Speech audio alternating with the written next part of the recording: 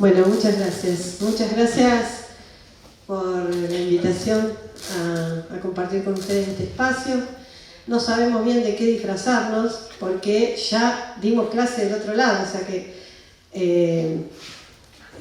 repetirnos no nos gusta, pero bueno, algo de eso va a tener que pasar.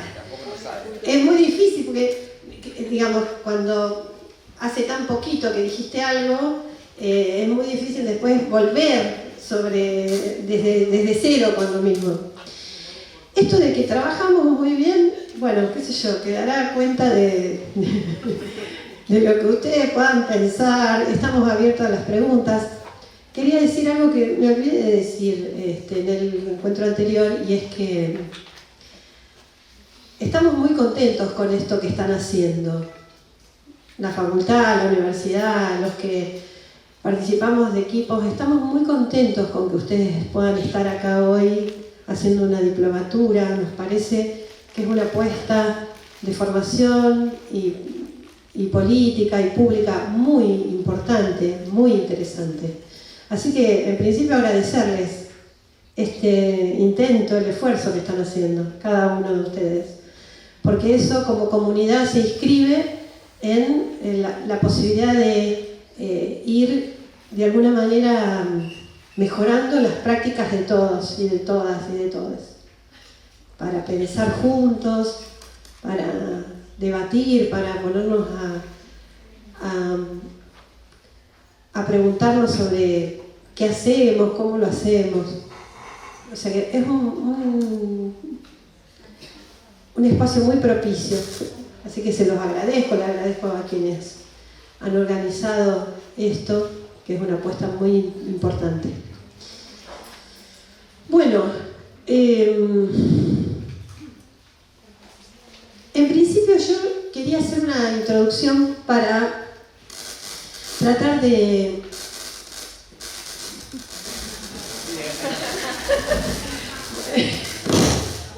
no sé cómo voy a hacer con esto.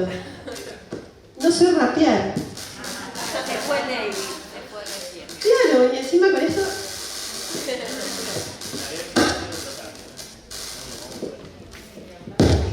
Y si hablo así, ¿me escuchan? Y eso que tengo una voz cantante, bastante. Hola. A ver. Ahí parece que. Quédate ahí. Me quedo, lo que pasa es que yo me muevo. Claro. Es por eso. Cuando muevo el micrófono. Bueno, voy a tratar de no moverlo. Como introducción, el punto de encuentro familiar es un dispositivo que armamos para poder abordar situaciones que nos resultaban muy complejas, muy difíciles de abordar en los dispositivos disciplinares tradicionales, ¿no? En el dispositivo clínico, en el dispositivo del circuito administrativo, que atañe a atender los problemas de la infancia. Entonces, en realidad, el punto de encuentro surge como una posibilidad de tratar de inscribir un modo de hacer en relación a esa complejidad que desarme lo que nosotros vamos leyendo como la repetición de siempre lo mismo y que termina no dando lugar a nuestros pibes y a nuestras pibas y al punto de vista de ellos en los asuntos que les conciernen directamente.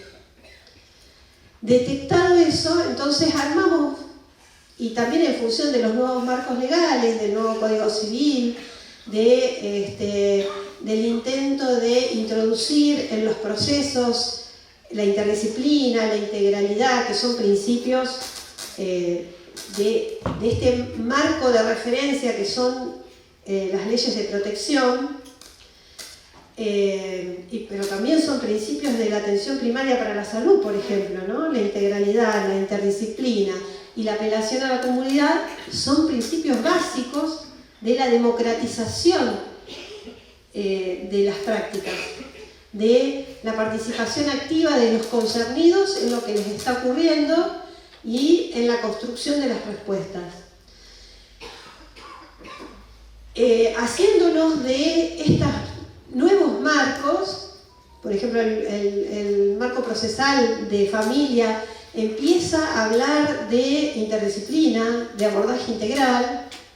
Esto ya estaba en la ley de protección integral, pero hay como un reforzamiento de estos lineamientos.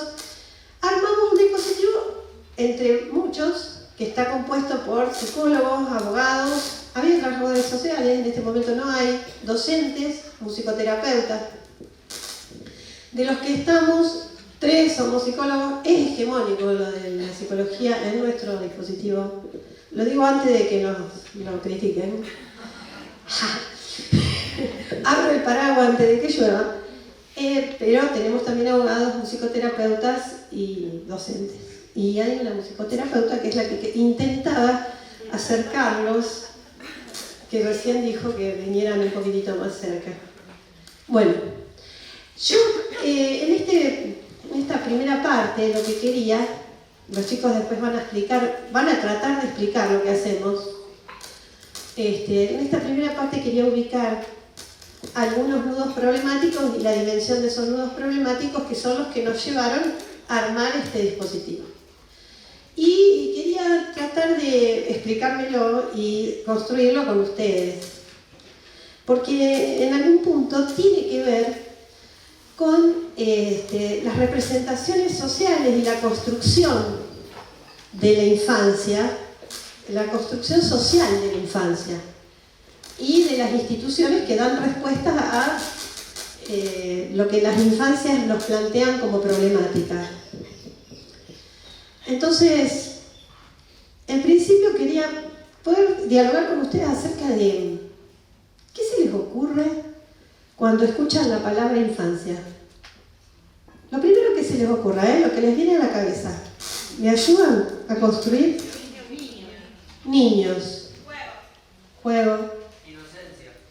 Inocencia. Vulnerabilidad.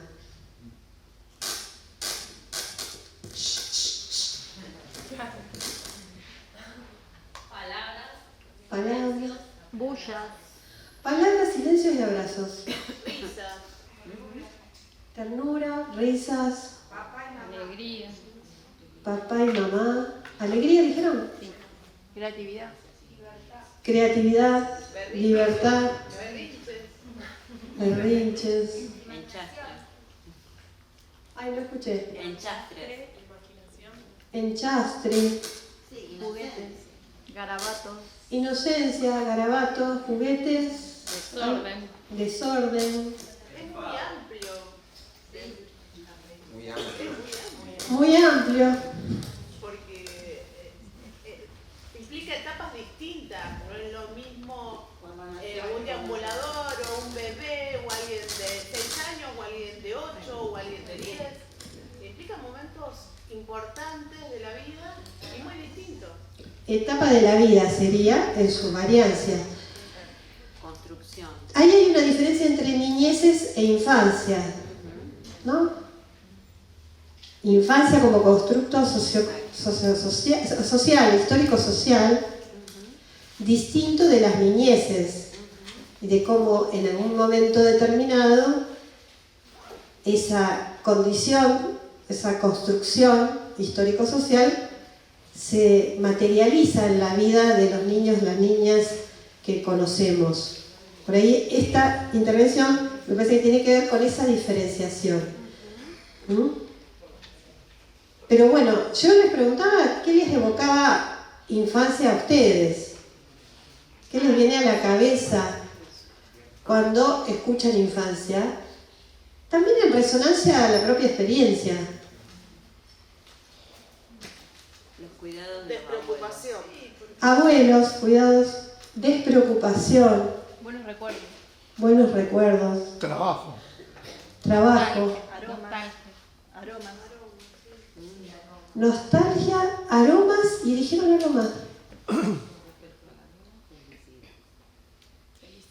Felicidad, Dolor. dolor. Necesidad de cuidado. necesidad de cuidado, construcción, inmenso, pero si reparamos un ratito, lo que se puede decir de infancia es que todos los que estamos acá hemos pasado por ella. De diferentes maneras, pero sí. ¿Pasa algo? ¿Cómo no va a Ay, pasar algo? ¡qué suerte! ¡Qué suerte! Porque no voy a tener que sostenerlo más. Si hay algo que nosotros podemos decir de la infancia es justamente que podamos representárnosla o no, todos hemos pasado por ella. Ahora, si tuviera el fibrón que se guardó Diego, podría haber puesto cada palabra que ustedes decían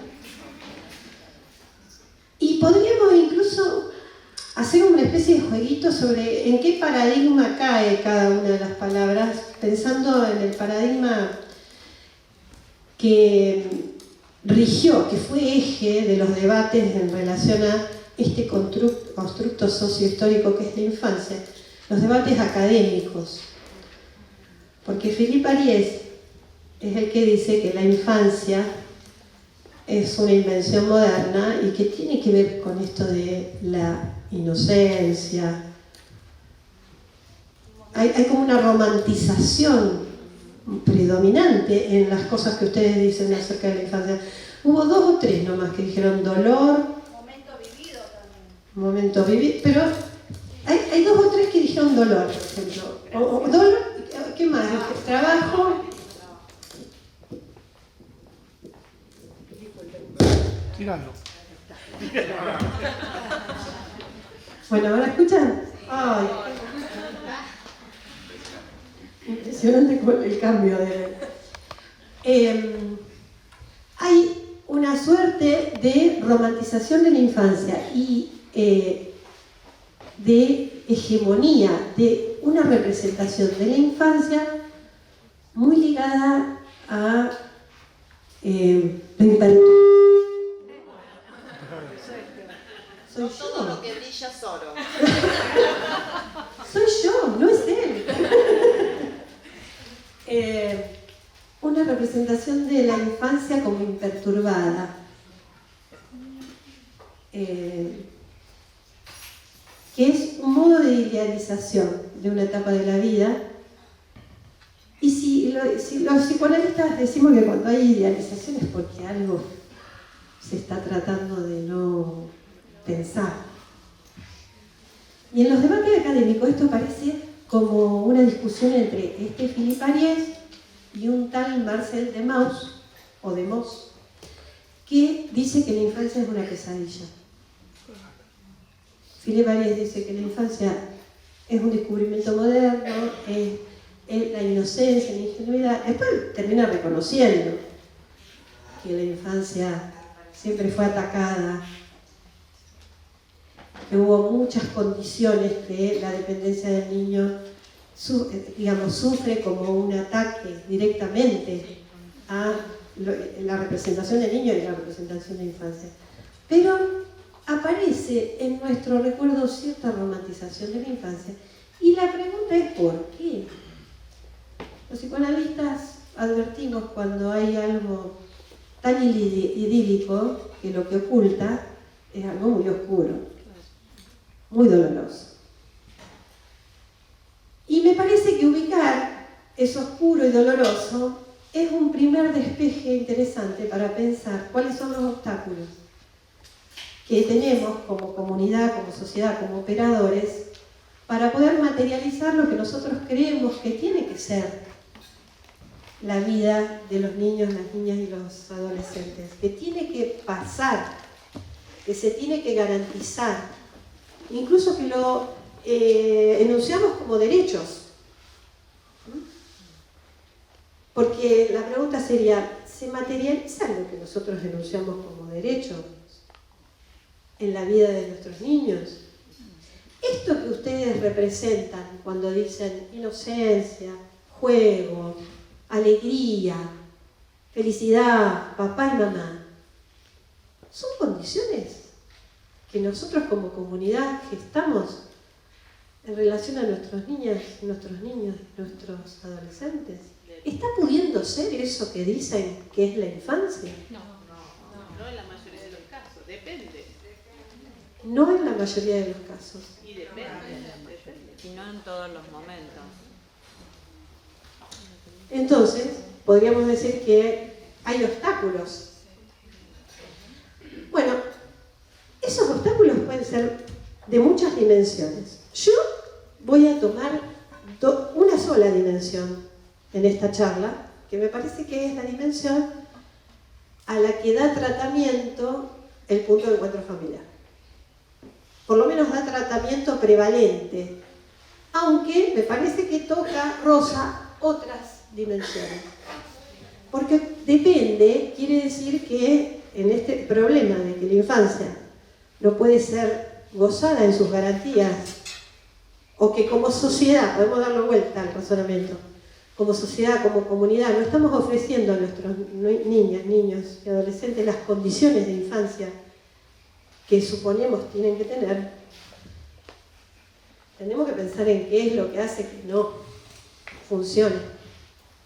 Y una de las cosas que me parece que digamos, una dimensión es la dimensión política, ¿no? La dimensión de la desigualdad obscena, de las condiciones materiales de vida, las condiciones de desafiliación, las condiciones de impunidad que rigen nuestra sociedad mayoritariamente y por hace bastante tiempo. Pero esa la vamos a dejar en suspenso. Lo único que nos queda es la queja o la denuncia. Por ahora, podemos pensar, el PES piensa cómo agendar ahí, en los estamentos de decisión, hay una pata de intervención que tiene que ver con agendar en los estamentos de decisión las problemáticas que sufren los pibes y las pibas. Pero me parece que el núcleo que realmente podemos pensar todos, todas, los que trabajamos en esto que podríamos llamar, yo les mandé un artículo que se llama tratamiento social, en esto que podríamos llamar el tratamiento social de nuestras infancias, ¿Se lo sube en junio? es justamente lo que atañe a esto que no queremos pensar, que nos cuesta tanto asumir, y es que la infancia no es un tiempo imperturbado. ¿Cómo? No es un tiempo imperturbado. Y que todos hemos pasado por diferentes instancias que las olvidamos, que las reprimimos para ser adultos, más o menos, que caminemos más o menos por algún sendero, pero que están allí como una experiencia que no es solamente una experiencia de alegría, felicidad, que es una experiencia de dependencia. O sea, si hay algo que la infancia muestra es que el ser humano no se autoengendra y no se puede criar solo, no puede crecer solo, tiene que crecer con otro. Y esa dependencia es maravillosa cuando el otro es su ministro de ternura, pero también tiene un núcleo duro que es estar en manos de otro. Ese núcleo duro genera angustia. Y es la angustia que nosotros hacemos retroceder con la idealización. Genera angustia, genera dolor de panza. Y ese núcleo duro, ¿saben qué nombre le ponía Freud a ese núcleo duro? Porque Freud no habló nunca de infancia, hablaba de lo infantil. Y lo infantil es lo que ese núcleo duro vive en cada uno de nosotros que somos adultos. Es esa experiencia de la infancia, esa experiencia de dependencia, eso que es fuente de angustia. No los quiero angustiar, pero lo que se activa cuando vemos a un pibe sufrir es nuestra propia vulnerabilidad. Hay una dimensión de la práctica cuando trabajamos con niñas, con niños y con adolescentes que tienen que ver con la desesperación que nos habita, pero que va mucho más allá de lo que le pasa a ese otro y que tiene que ver con cómo activa en nosotros ese núcleo de angustia, esa parte no romántica de la infancia, esa condición de dependencia. Y lo activa de tal manera que a veces quedamos totalmente paralizados frente al sufrimiento de un niño o una niña, sin poder hacer, sin poder responder, totalmente habitados por nuestro propio infantil sujeto, que es ese que está a cuenta de otro. ¿Se entiende?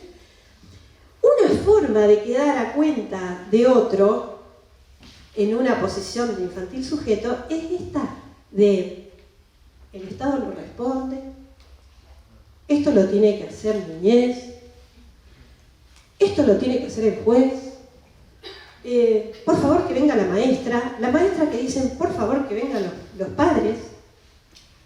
El otro día, por ejemplo, me leían un comunicado de la escuela que decía: no sabemos por qué nos estamos llevando tan mal. No sabía quién era el sujeto de la oración. No sabemos por qué nos estamos llevando tan mal. Por favor, le pedimos a los papás y a las mamás que hablen con los niños. Resulta que el conflicto era en la escuela. Pero el papá y la mamá lo tenían que hablar en la casa. Bueno, esa es una manera de infantilizar una relación. ¿Por qué? Porque no me estoy haciendo cargo yo. La culpa del problema se lo traslado a otro. Es un modo de actuar reforzando esa vivencia de dependencia, ¿no? Así, el que puede es el otro. No importa que yo sea el interlocutor, ¿no? No importa que el grupo sea mío, esté ahí, yo. Otro ejemplo es, yo trabajé muchos años en el hogar de huérfanos y cuando fui por primera vez a una reunión de maestras, una maestra me dijo: yo con niños sin padres no trabajo. Ajá. Ok. Hay muchas maneras de pensar esta frase, porque a lo mejor, bueno, por supuesto que el lenguaje no es unívoco, pero hay algo de esto de, pero lo tiene que hacer el centro de salud, lo tiene que hacer, siempre lo tiene que hacer otro. Entonces, en estos dos núcleos que tienen relación entre sí, que es el de la propia indefensión y las resonancias que eso trae y cómo nos habita, y la desresponsabilización que genera esa condición de propia indefensión, para mi gusto son centrales en relación a qué es lo que buscamos en el PEF. Lo que buscamos en el PEF es amortiguar, porque solucionarlo no podemos. No nos vamos a operar de nuestro infantil sujeto. No hay cirugía posible. Estirparlo no se puede. Lo que sí se puede es encontrar una limitación que nos reubique en relación a nuestras responsabilidades y a nuestro devenir adulto. ¿Y cómo hacemos con eso? Bueno, nos analizamos, hacemos un montón de cosas. Pero en el laburo, en la tarea, nos encontramos con otro. Lo hacemos con otro. Nos limitamos con otro. Lo pensamos con otro. Trabajamos con otro. Nos presentamos con otro. Ya los chicos van a explicar ¿Con qué metodología? Porque querer enfrentar la complejidad de las vidas malheridas que llegan como pedido de intervención al punto de encuentro familiar, o como en otros espacios también, ¿no? Problemas complejísimos que tienen que ver con que esto de la desresponsabilización deja a los pibes solos, los deja desanudados, los deja sin poder tener una red que intente acompañarlos. Y los deja respondiendo por ellos mismos, solos. Una forma de ese dejar solos toma mucha materialidad en los procesos de intervención. Los procesos de intervención, por ejemplo, en los juzgados de familia, son procesos que siempre intentan individualizar el sufrimiento del pibe, lo mandan al psicólogo a todas las familias. Entonces hay 5 psicólogos debatiendo lo que pasa. Cada uno tiene su abogado, además. Ahora también está el abogado del niño. Pero todos repiten lo mismo todo el tiempo hasta... O sea, nada se detiene en esta cuestión de querer detectar lo que pasa, detectarlo, pesquisarlo, y que cada uno tenga su lugar. Además de que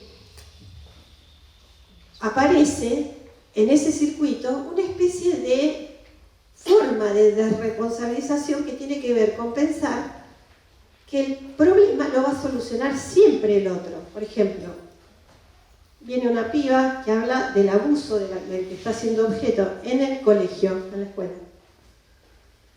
Y entonces lo primero que se piensa es que el problema lo tiene que solucionar el MPA, el Ministerio Público de la Acusación.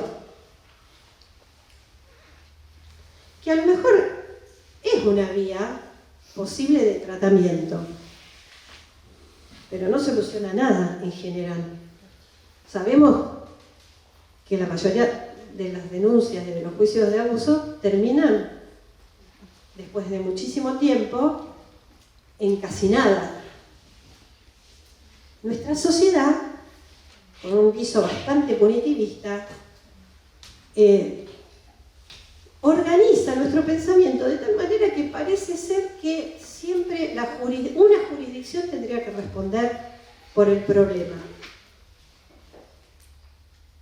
La idea de tratamiento social intenta romper esta inercia que nos deja desresponsabilizados, pero también nos deja totalmente minorizados frente a la acción que tenemos que emprender en relación a problemas tan complejos como los que traen los pibes.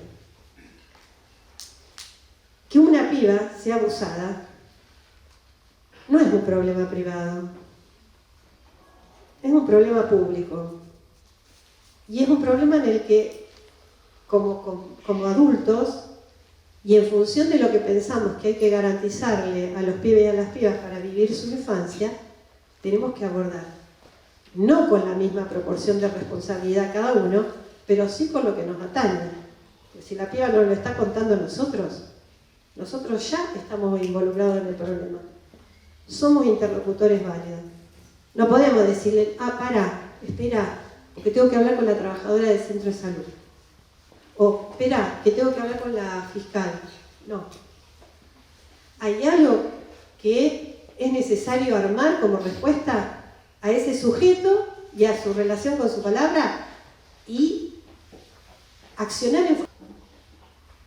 Dos escollos que me parece que son obstáculos es esto de poner siempre la responsabilidad en el otro, con esto de la jurisdicción y actuar desde nuestra propia resonancia y nuestro propio sufrimiento, minorizándonos.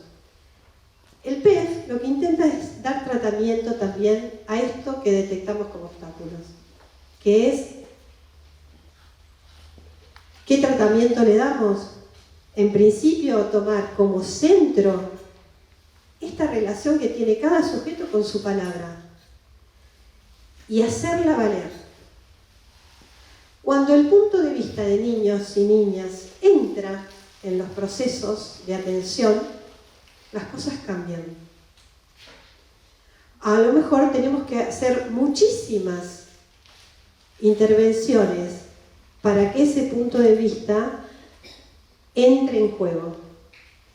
Y eso es lo que van a explicarle los pibes, y eso es lo que da lugar a una metodología de trabajo que nosotros escribimos en 2 libros, Fraternidad y Parentalidad en Malherida es uno, y Infancia bajo el paraguas es otro. Trajimos algunos, si quieren comprarlo, los podemos vender. Y no sé, ¿qué más, Lauri? Le doy la palabra a mis compañeros. Bueno, la idea es transmitirles, a esta altura de la mañana ya es un deseo transmitirles qué es el PEF. No sé si lo podremos lograr, así que bueno, vayan parándonos, haciéndonos preguntas, la idea es que podamos armar un diálogo. Pero bueno, transmitirles algunas cuestiones metodológicas. Diego hace un rato decía las herramientas que a nosotros nos sirven y que creemos que es interesante compartir. Bueno, el punto de encuentro familiar, como le decíamos, pertenece a un programa que es el programa Escuchar a Niños, Niñas y Adolescentes en Clave de Derechos. Es un programa que pertenece a nuestra universidad.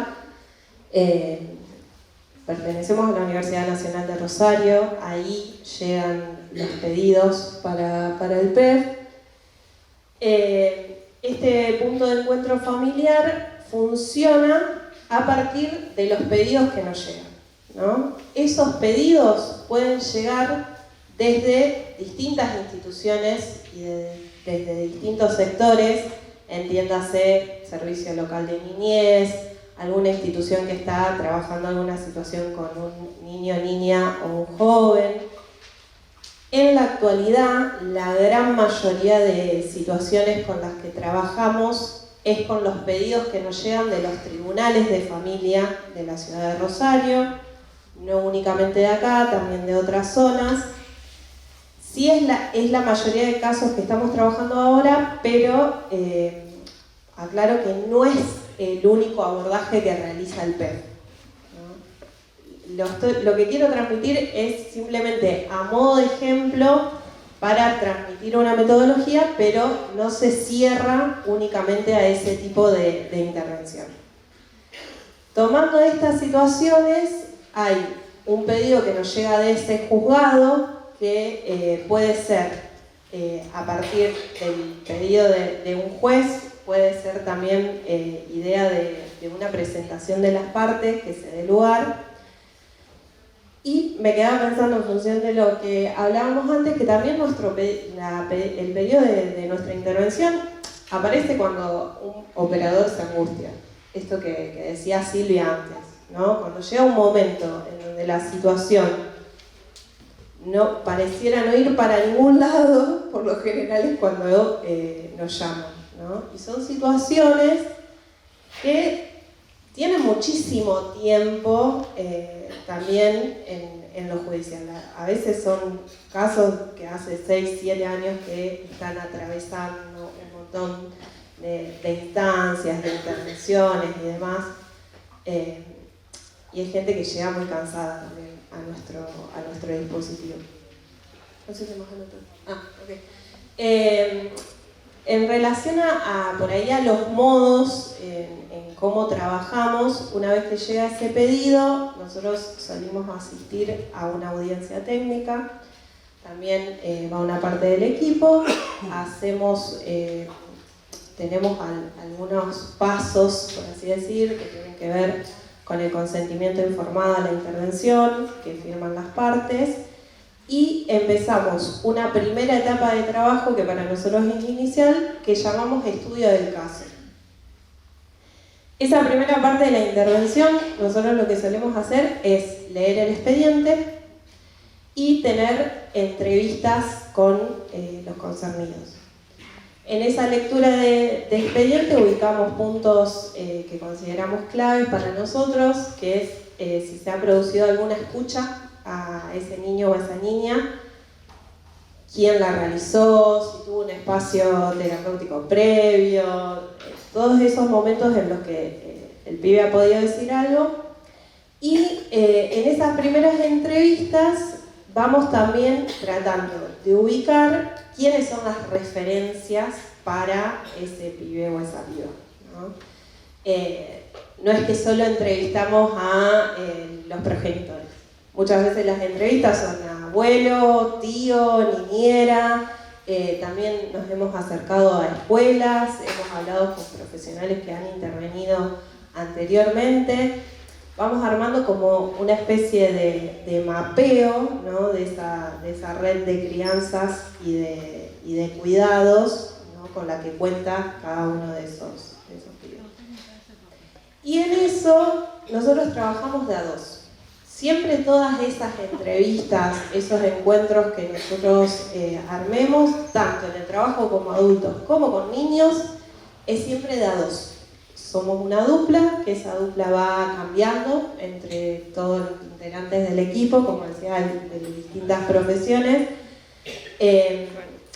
Y eso para nosotros tiene que ver con un fundamento que es teórico y que es práctico, que es el de las transferencias múltiples. Nosotros creemos que de esa manera, primero es la manera de armar red, claramente también, de trabajar con otros, de que la cosa no se cristalice, de que no sea uno el único interlocutor, también por todas las cuestiones que mencionaba Silvia previamente, ¿no? de las resonancias. Y ese modo de trabajo lo vamos armando también en función de cómo avanza la situación. También pensábamos antes que esas duplas se arman también en función un poco de los estilos de cada uno de nosotros propios, que a veces en determinado momento de la intervención son más necesarios, en otros no tanto, y que también en ese modo de trabajo de a dos ponemos mucho de lo propio en nuestro trabajo. Mucho de nuestra propia historia se pone a jugar en esto que decía Silvia de lo infantil de cada uno de nosotros, bueno, también lo familiar de cada uno de nosotros. Bueno, esos encuentros se empiezan a diagramar hasta que podemos llegar a este pibe, en el caso de que lo convoquemos al espacio del PEF.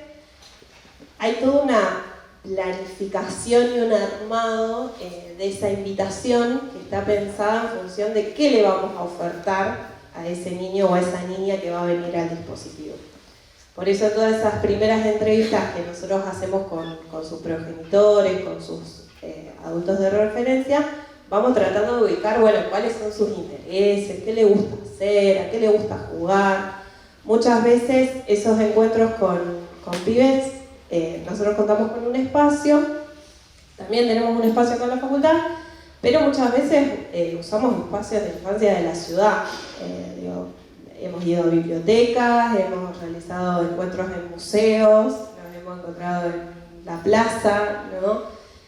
Lo vamos armando de acuerdo a la situación. Bueno, tenemos esos encuentros con los niños al mismo tiempo que muchas veces seguimos trabajando con esos adultos, y estos pedidos que suelen ser los más frecuentes desde los tribunales de familia tienen que ver con, estoy pensando como los títulos de los expedientes, que tienen que ver con un pedido de un régimen de visita, acciones vinculadas a la debida comunicación. Esos suelen ser siempre los títulos que nos llegan, que cuando nosotros nos presentamos en el juzgado aparece nombrado como pedido de revinculación. Lo llamamos para que revinculen a este niño o a esta niña con tal progenitor que en estos momentos no es conviviente, ¿no? De pronto no se está encontrando con su padre, con su madre, o incluso también a veces con la otra parte como más familiar, ¿no? El PEF no trabaja para revincular. Esa es la primera respuesta de nuestro equipo. Nosotros hacemos una problematización de ese concepto. El PEF trabaja para crear condiciones de posibilidad de lazo. Y eso tiene que ver con el modo en que pensamos a la infancia, ¿no? Y con el modo en que pensamos también al sujeto y los lazos, ¿no? Ese es el primer corrimiento que hacemos, es decir, que a nosotros nos llaman para algo que muchas veces puede no suceder, y entonces nuestro trabajo tiene que ver con otra cuestión. Entonces, a medida que vamos trabajando y a medida que vamos trabajando con ese pibe, bueno, la idea es generar un espacio de confianza, de poder armar dinámicas de juego. Trabajamos muchísimo nosotros antes de tener ese encuentro con ese pibe, a qué vamos a jugar, qué de ese juego vamos a usar, de qué manera vamos a preparar el espacio antes de que ese pibe llegue. En función de eso vamos trabajando las cuestiones filiatorias, ¿no? Puede suceder en determinadas situaciones que ese abordamiento en un encuentro de ese pibe con ese progenitor o progenitora que no ve, y nosotros como equipo acompañamos ese encuentro. También nuevamente pensamos dónde, cuándo, de qué manera, y estamos presentes ahí mismo interviniendo, también en dupla. Puede suceder en determinadas situaciones que no. Por eso es pensado a partir de poder escuchar a ese niño o esa niña con el modo en el que el PEF entiende y trabaja esa escucha. Que no es de cualquier manera, ¿no? A ver, ahí Silvia quiere sumar. Lo que noto es que están muy cansados. Y hay muchos que están... ¿No? ¿También? No, quería intervenir en función de poder producir alguna interlocución que no los duerma, porque son las 12:30. Bueno, entonces al pedo. Interrumpí al pedo. No, el punto, yo lo que me gustaría que piensen, porque es difícil explicar. Hay otros supuestos de intervención, aparte de los que Marilina está diciendo, ¿no? Por ejemplo, el acompañamiento a la crianza, cuando hay problemas de salud mental, cuando hay cuidados intermitentes, las medidas excepcionales, el acompañamiento a los procesos de adopción. Lo que hace mucho ruido en el ámbito del Tribunal de Familia son lo que el discurso jurídico ubica como el derecho a vivir en familia en términos de ¿qué pasa cuando un pibe, cuando se planta y no quiere, y dice que no quiere tener vínculo con alguno de sus progenitores? Imagínenselo ustedes. Es un problema que parece una estupidez, pero que atañe a una franja importantísima de personas y de problemas que abarrotan el Tribunal de Familia. Es decir, bueno, hay problemas más importantes, como por ejemplo que un adolescente tenga que vivir solo porque denunció a ambos padres por delitos gravísimos y se quedó sin los dos. Hay muchos problemas a abordar, pero lo que hace mucho ruido es cuando un pibe resiste la arbitrariedad adulta y por acción de este conjunto de discursos y de leyes que nosotros hemos podido como comunidad ir intermediando en el lazo con los pibes, el proceso de intervención se ve obligado a dar algún lugar. Después vemos que ese lugar es también aplastado muchas veces, y por eso creamos el punto de encuentro familiar, algún lugar a lo que dice un pibe o una piba en un juzgado. También pensaba, que por ahí la insistencia de ese progenitor o progenitora que no lo ve, también muchas veces aparece esto, pero si yo sigo pagando la cuota alimentaria, ¿no? Como esta cosa que siempre marcamos de que un derecho no se superpone a otro, porque haya un intercambio, eso no tiene que ver con que el pibe tenga que ir sí o sí con ese otro padre. No implica la obligación, digamos, Exacto, de parte claro. del niño. Claro. Bueno, no quiero... Sí. ¿Puedo preguntar cómo llegan las derivaciones, o sea, las situaciones?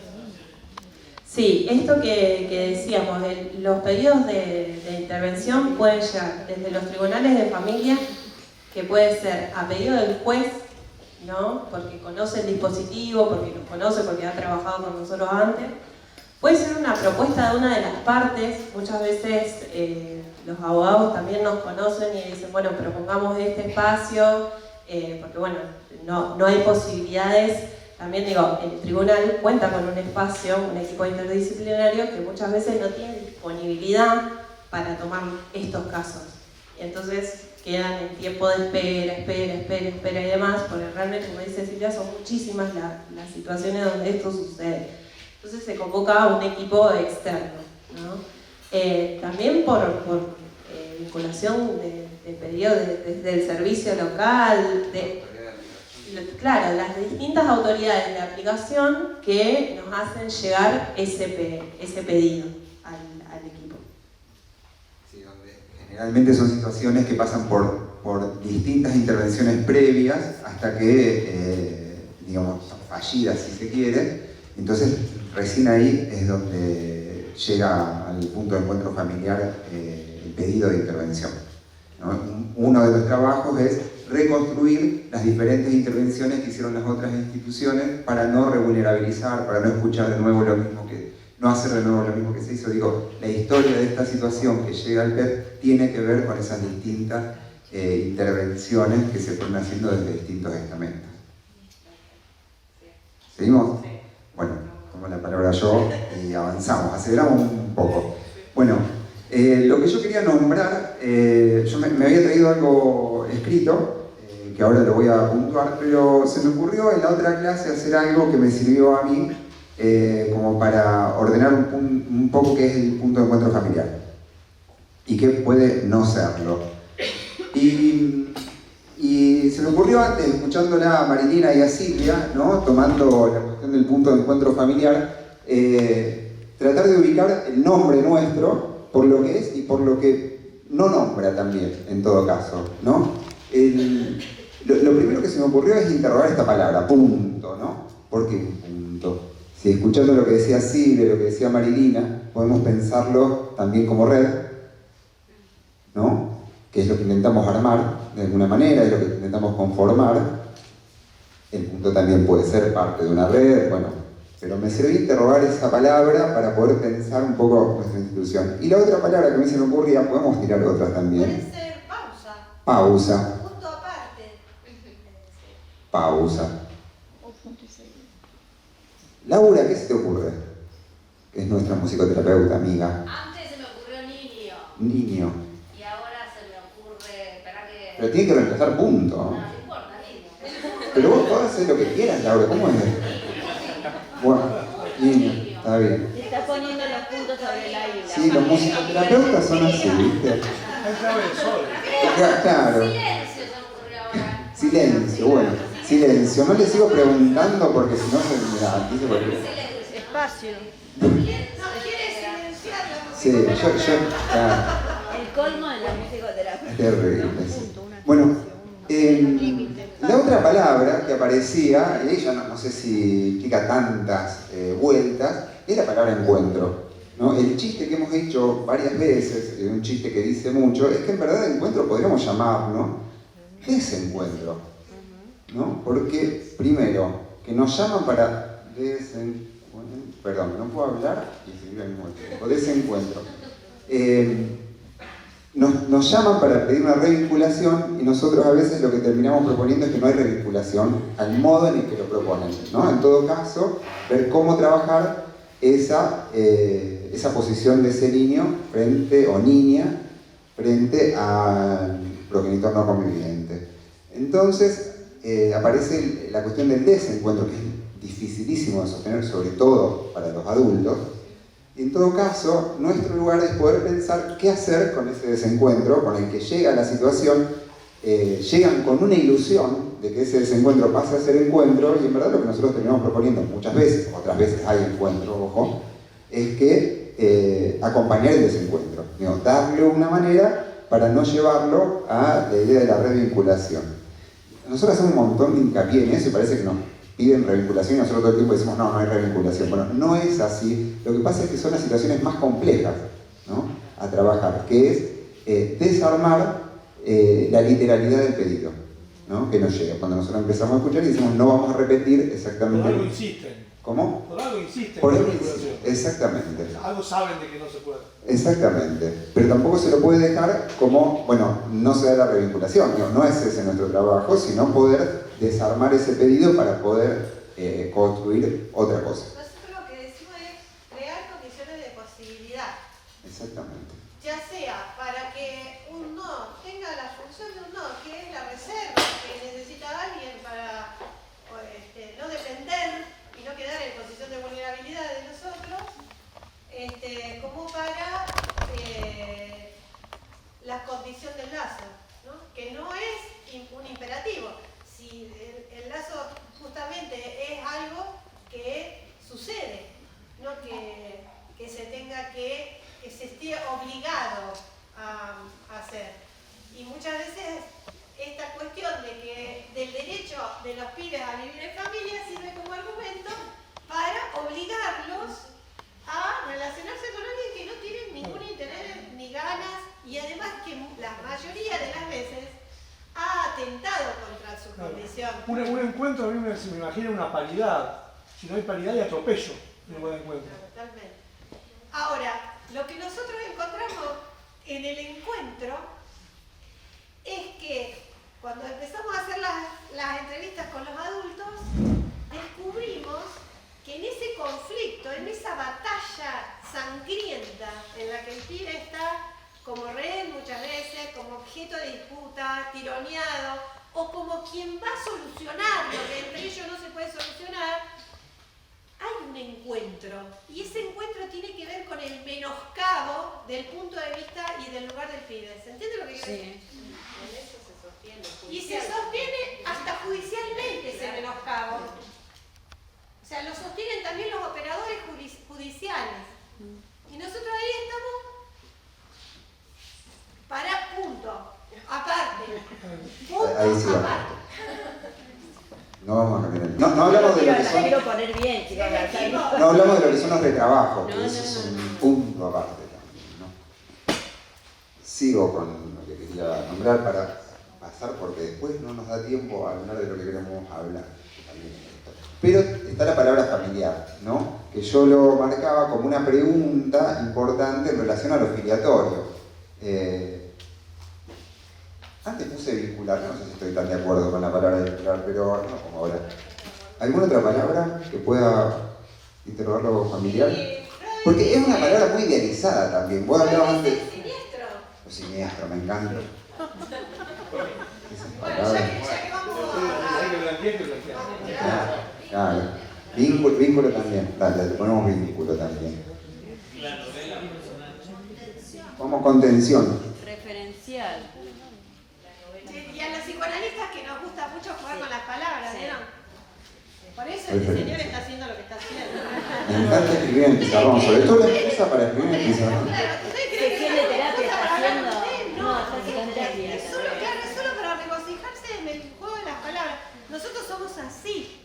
Pero el asunto es que ¿Y a quién le con importa? tensión Es con.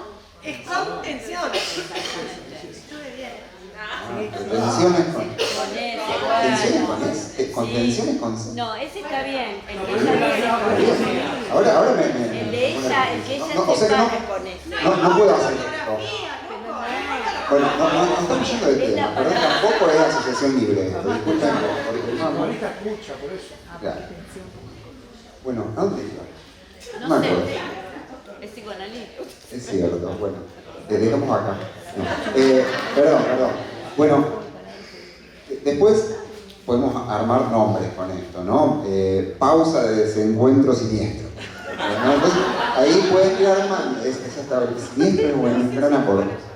No nos van a llamar, es verdad. No hay marketing a marzo. Sí.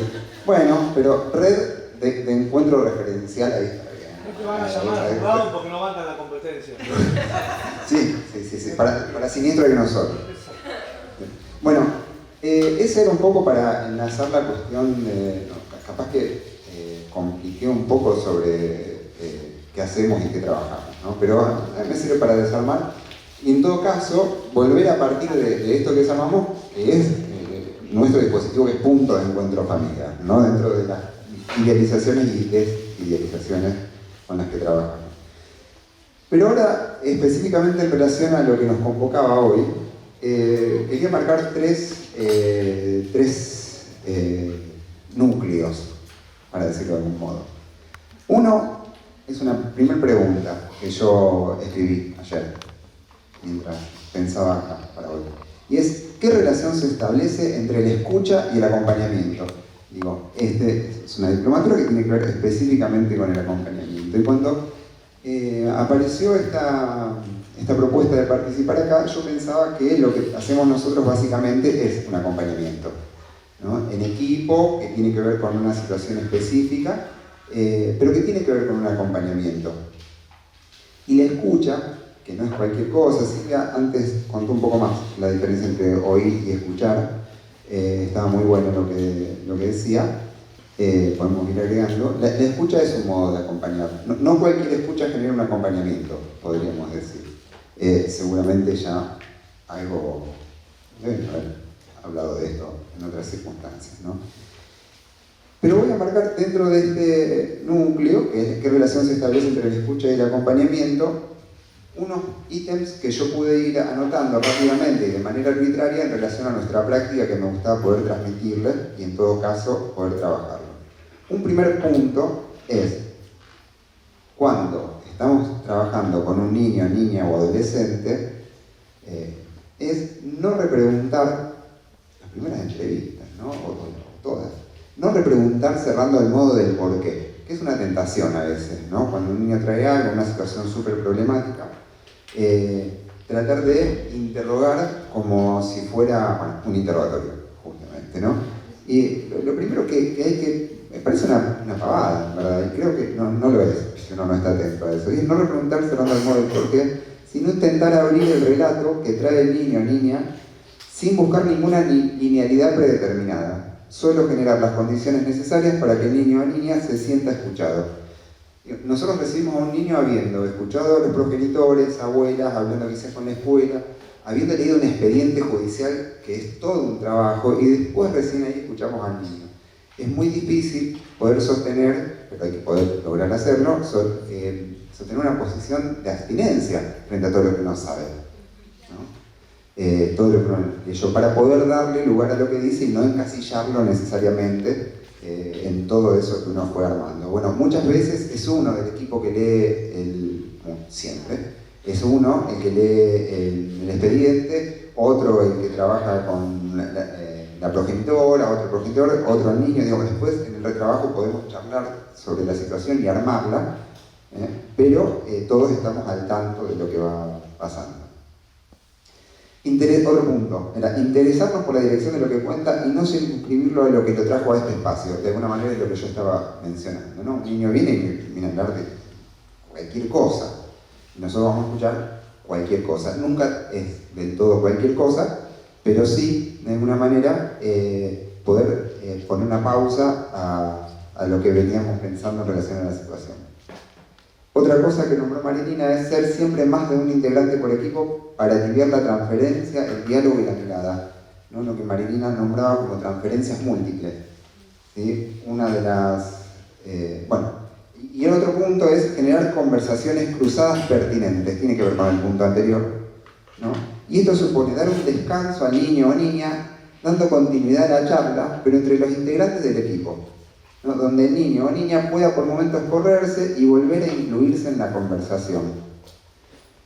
Digo, por momentos estamos Marilina, estamos conociendo a un niño, ¿no? Y al principio empieza a hablar el niño, pero por ahí hay algo que tomamos de lo que dice y sale un chiste entre nosotros y nos ponemos a hablar entre nosotros, dando la posibilidad que el niño nos pueda intervenir también en esa conversación. Para esto es fundamental la conformación del equipo en cuanto a la confianza, ¿no? Porque estamos escuchando a un niño y yo de repente hago un chiste a Mariquina en relación al pueblo o a su equipo de fútbol, y mañana puede decir, ¿qué está diciendo este acá? Bueno, si uno no genera la condición de confianza, esto no se puede llevar a cabo, ¿no? Es muy importante el trabajo previo y confiar totalmente en la intervención que va a hacer alguien, ¿no? Si yo estoy hablando con un progenitor o en un juzgado y Silvia me corta para intervenir, yo sé que lo que va a decir es súper pertinente, digo, y en ese punto no siempre sucede, pero yo hago como que sí, digo, me pongo en ese papel, después lo charlamos en casa cuando llegamos, pero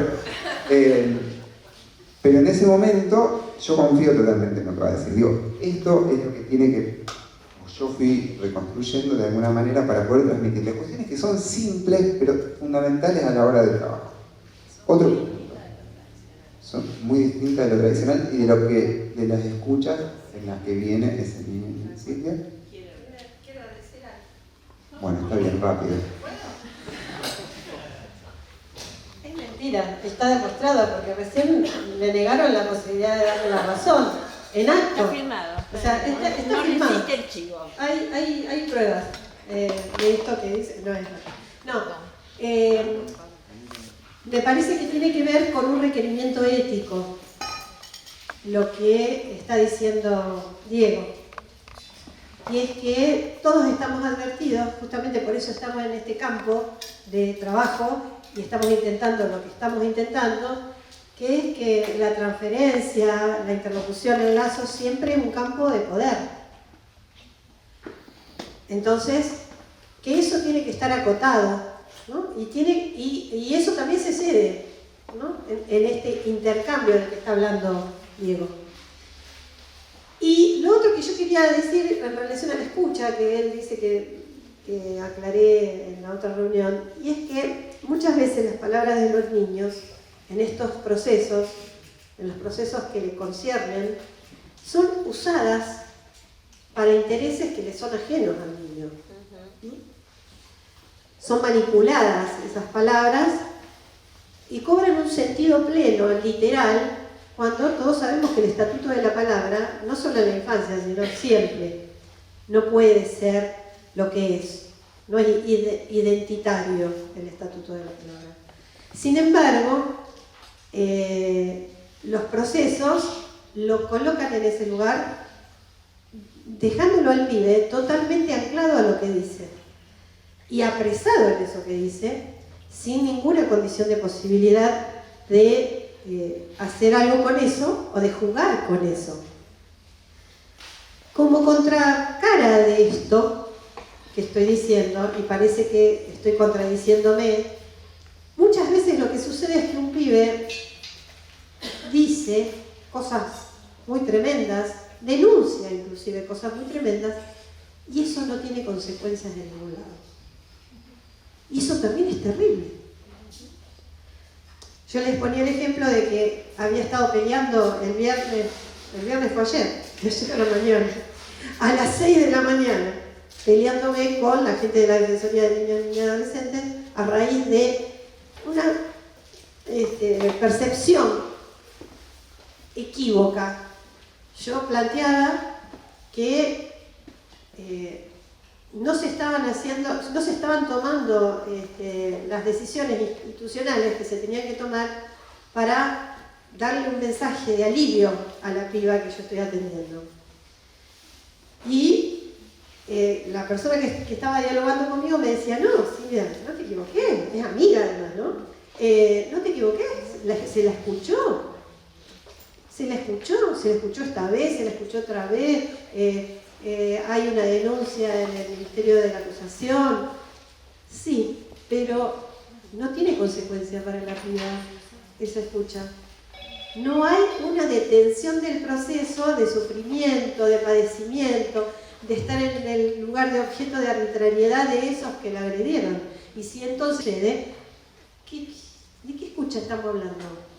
Porque escuchar la relación de un sujeto con su palabra tiene consecuencias. Si no estamos en esta forma de vida que estamos llevando a cabo y que se ve en los medios de comunicación, y que parece ser que nada de lo que se dice tiene consecuencias. Nuestra sociedad está gestando eso. Y nuestros niños, eso es un arrasamiento de las condiciones de infancia. Es un desmantelamiento de la condición de dependencia que tienen nuestros niños en relación a nuestra responsabilidad. Y como sociedad estamos haciendo una muestra obscena, siniestra, de la falta de dignidad de la palabra, en todos los ámbitos. Pero los pibes son los que sufren, los condenados de esta situación, porque dependen de lo que nosotros hacemos.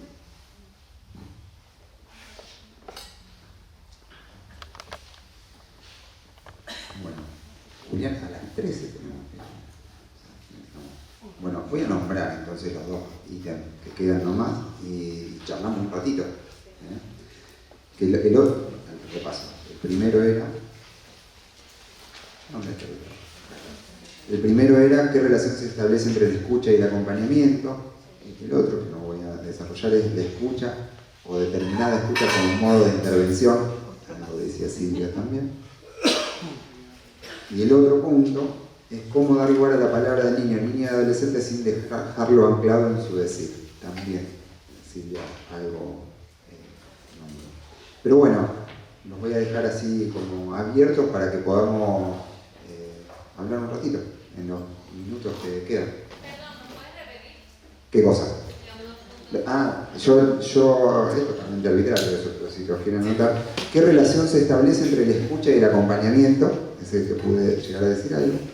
La escucha o determinada escucha como modo de intervención.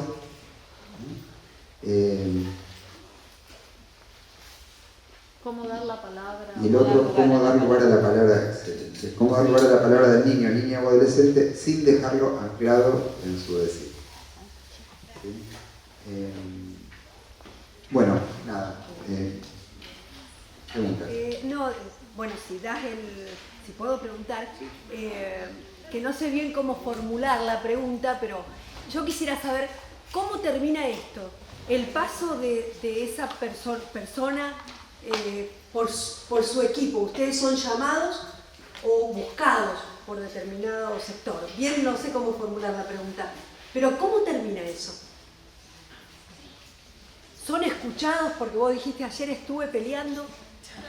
Sí o sí. No, bueno, sí, bueno, eso, pero No, como para... una de las dimensiones del trabajo del PEF es agendar un modo de interlocución con quienes toman las decisiones. O sea, nuestra intención es fundamentar nuestro trabajo, pero además agendar esta problemática en el estamento de decisión. Y sí somos escuchados, porque el llamado implica que hay algo que alguien descubre que falta, ¿no? Entonces, aprovechar esa posibilidad para hacer de eso un trabajo conjunto. Por eso los chicos hablaron de audiencia técnica, por ejemplo. Nosotros somos el único equipo que pide audiencia técnica a los juzgados. Los juzgados no siempre quieren hablar con los profesionales ni con los equipos, pero nosotros insistimos con ese diálogo, con la tarea conjunta. A veces es muy difícil, porque los idiomas son totalmente distintos. Es muy difícil hablar con un juez. Es muy difícil, también muchas veces el punto más difícil es fundamentar lo que nosotros pensamos, lo que estamos evaluando. Nos cuesta mucho como profesionales. Por eso los chicos hablaban mucho del retrabajo, ¿no? De la discusión, de la puesta en el pensamiento común, la amistad en ese pensamiento común, el pedido a que nos ayuden otros. Y el caminito es un caminito muy interesante porque en general lo primero que aparece es que el problema sale de la égida, de la jurisdicción del conflicto judicial. Deja de ser un conflicto judicial para ser un acompañamiento de salud mental, por ejemplo, o un dispositivo que nosotros tenemos años de referencia con algunas familias.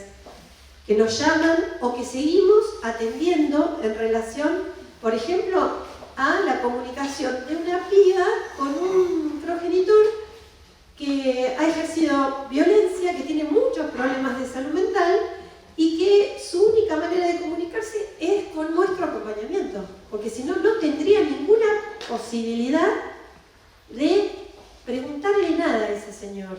¿Se entiende lo que quiere decir? Nosotros vamos acompañando ese proceso y lo hacemos durante años y eso saca el problema de la égida ese caso, por ejemplo, que hace 6 años, 7 que estamos acompañando, salió totalmente de la égida del conflicto judicial. Ya no hay ni abogado, está simplemente el dispositivo que acompaña a la piba hasta que la piba en algún momento diga, mira, yo con este señor no, ya cubrí mi expectativa, no quiero saber nada, o sí, me queda hacer tal cosa, y nosotros acompañando eso, que además garantiza la condición de que ella no termine siendo objeto de un lazo arbitrario, apropiador sobre ella. Así terminan, y otros terminan muy lindos, como por ejemplo la posibilidad de lograr acuerdos de familias que estaban en plena batalla, de cuidado de aquel no conviviente, incluso haciéndose cargo de la hermanita de su hija y llevándosela de vacaciones, qué sé yo, o haciendo un acuerdo de, por ejemplo, una piba que no quería cambiar su apellido porque ella lo había asimilado así, digamos, la habían nombrado con el apellido materno en un momento en donde no era intercambiable el orden de los apellidos materno y paterno. Entonces se hace un pedido al juzgado después de muchísimo trabajo. Ese trabajo fue enorme porque había un problema de salud mental muy grave en relación a la progenitora que impedía totalmente que ella sintiera que podía ceder a su hija a el progenitor, sin que este progenitor hiciera nada atentando contra la niña, digamos. Y bueno, el acuerdo fue que, por ejemplo, conservara el apellido materno en primera línea y agregara el apellido paterno. Y eso se hizo en una solicitud que firmó la niña misma, junto con todos los actores. Estas escenas pequeñas, rituales, ceremonias mínimas, decimos nosotros, es un concepto que construye Mercedes Menichelli, que además es amiga y que es la coordinadora del PES de Mar del Plata. También está la amistad de eso de poder discutir con otros que pasan por otras experiencias, llamar y... Bueno, en Mar del Plata hay una ex jueza que inaugura el punto de encuentro familiar, entonces llamar y decir, ¿qué hago con esto? Y esta cosa conjunta, la verdad que es muy enriquecedora y revitalizadora en un tiempo en donde lo mortífero hunde, ¿no? En todos los estamentos y en todos los circuitos de intervención. No sé si respondí. Sí, muy amable. O sea que se trabaja con la familia y el niño.